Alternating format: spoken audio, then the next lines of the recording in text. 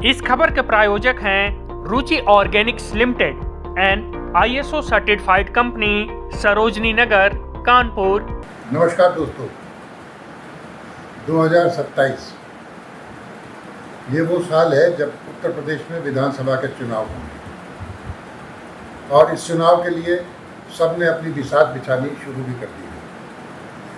अखिलेश यादव बार बार PDA की बात करते हैं तो भारतीय जनता पार्टी ने अपनी नई टीम का ऐलान किया और ऐसा लगता है जैसे भारतीय जनता पार्टी ने PDA की काट ढूंढने और उससे मुकाबला करने की तैयारियां शुरू कर दी हैं।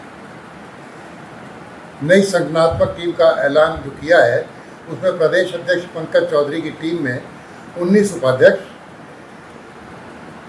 8 महामंत्री और कई अन्य चेहरों को जगह दी गई है।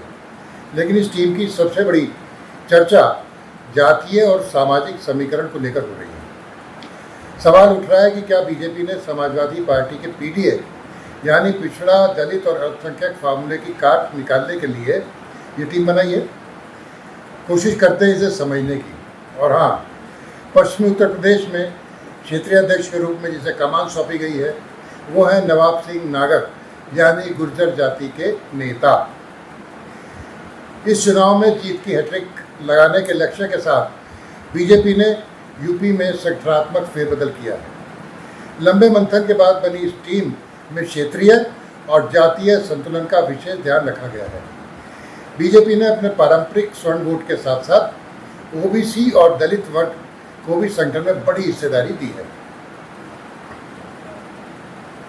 अगर उपाध्यक्षों की सूची पर नजर डालें तो सबसे ज़्यादा 4 नेता ठाकुर समाज से हैं, वहीं ब्राह्मण समाज से 3, वैश्य समाज से 2 और दलित समाज से 2 नेताओं को प्रदेश उपाध्यक्ष बनाया गया है। लेकिन सबसे ज़्यादा ध्यान खींचती है OBC नेताओं की मौजूदगी। बीजेपी ने अलग अलग पिछड़ी जातियों से 8 नेताओं को प्रदेश उपाध्यक्ष बनाकर बड़ा राजनीतिक संदेश देने की कोशिश की है।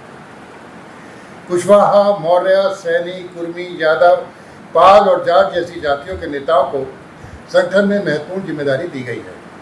सत्यपाल सैनी, दुर्विजय शाक्य, सुरेश मौर्य, धर्मेंद्र सिंह, राजेश यादव, पूजा पाल और मोहित बेनीवाल जैसे नाम इस रणनीति का हिस्सा माने जा रहे हैं। राजनीतिक विश्लेषकों का मानना है कि बीजेपी ने उन जातीय समूहों को साधने की कोशिश की है जिन पर समाजवादी पार्टी लंबे समय से अपनी मजबूत पकड़ होने का दावा करती रही है। दरअसल समाजवादी पार्टी पिछले कुछ वर्षों से PDA यानी पिछड़ा, दलित और अल्पसंख्यक गठजोड़ के सहारे चुनावी रणनीति बना रही है। 2024 के लोकसभा चुनाव में भी अखिलेश यादव ने PDA को प्रमुख मुद्दा बनाया था। बीजेपी अब उसी सामाजिक समीकरण में सेंध लगाने की कोशिश करती नजर आ रही है। इस नई टीम में गैर जाटव दलित समाज को भी प्रतिनिधित्व दिया गया है। देवेश कोरी और प्रियंका रावत को प्रदेश उपाध्यक्ष बनाया गया है। माना जा रहा है कि पार्टी पासी, कोरी और अन्य गैर जाटव दलित समुदायों के बीच अपनी पकड़ मजबूत करना चाहती है। यही वर्ग पिछले कुछ चुनावों में निर्णायक भूमिका भी निभाता रहा है। सिर्फ प्रदेश संगठन ही नहीं बल्कि मोर्चों में भी सामाजिक संतुलन साधने की कोशिश दिखाई दे रही है। अशोक रावत को अनुसूचित जाति मोर्चा, सरोज कुशवाहा को महिला मोर्चा, देवेंद्र सिंह को किसान मोर्चा और रोहित मिश्रा को युवा मोर्चा का अध्यक्ष बनाया गया है। इससे बीजेपी युवाओं, महिलाओं, किसानों और दलित वर्ग तक अपनी पहुंच बढ़ाने का प्रयास कर रही है। नई टीम में कुछ राजनीतिक संदेश भी दिए हैं। प्रयागराज की पूजा पाल को उपाध्यक्ष बनाकर बीजेपी ने पूर्वांचल और दलित समाज को साधने का प्रयास किया है। वहीं पश्चिमी उत्तर प्रदेश के प्रभावशाली नेता सुरेश राणा को बड़ी जिम्मेदारी देकर जाट और ठाकुर समीकरण को साधने की कोशिश की गई है। रक्षा मंत्री राजनाथ सिंह के बेटे नीरज सिंह को भी उपाध्यक्ष बनाकर पार्टी ने संगठन में बड़े चेहरों को भी जगह दी है। अगर सामाजिक नज़रिए से देखें तो बीजेपी की ये टीम सिर्फ संगठन नहीं बल्कि 2027 के चुनाव की सामाजिक इंजीनियरिंग, जिसे हम सोशल इंजीनियरिंग कहते हैं, उसका ब्लूप्रिंट सा नजर आती है। पार्टी ने स्वर्ण, OBC, दलित, महिला, युवा और क्षेत्रीय संतुलन को ध्यान में रखकर टीम बनाई है। यही वजह है कि राजनीतिक गलियारों में इस नई टीम को समाजवादी पार्टी के पीडीए फार्मूले की सीधी जवाबी रणनीति माना जा रहा है। हालांकि बीजेपी की ये रणनीति कितनी सफल होगी, कितनी कारगर होगी, ये तो जवाब इसका चुनावी नतीजे ही देंगे। लेकिन इतना तय है कि 2027 की लड़ाई अब केवल मुद्दों की नहीं बल्कि सामाजिक समीकरणों की भी होगी और बीजेपी की नई टीम ये संकेत दे रही है। पार्टी ने पीडीए के मुकाबले अपना नया सामाजिक समीकरण बना लिया है।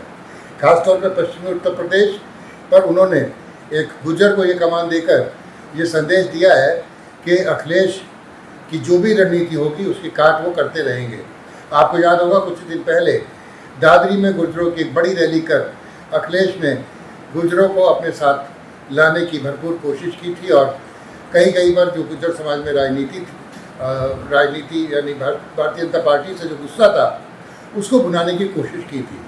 लेकिन अब नवाब सिंह नागर जो पहले मंत्री भी रह चुके हैं और अच्छी पकड़ रखते हैं, उनको क्षेत्रीय अध्यक्ष बनाकर पश्चिमी यूपी में भारतीय जनता पार्टी ने अखिलेश के उन कदमों को रोकने की कोशिश की है। आपको ये वीडियो कैसा लगा? अगर आपने अभी तक हमारा चैनल सब्सक्राइब नहीं किया तो कृपया से सब्सक्राइब करें, अपने दोस्तों से साझा करें, लाइक करें। मिलेंगे एक नए वीडियो के साथ, तब तक के लिए नमस्कार, धन्यवाद।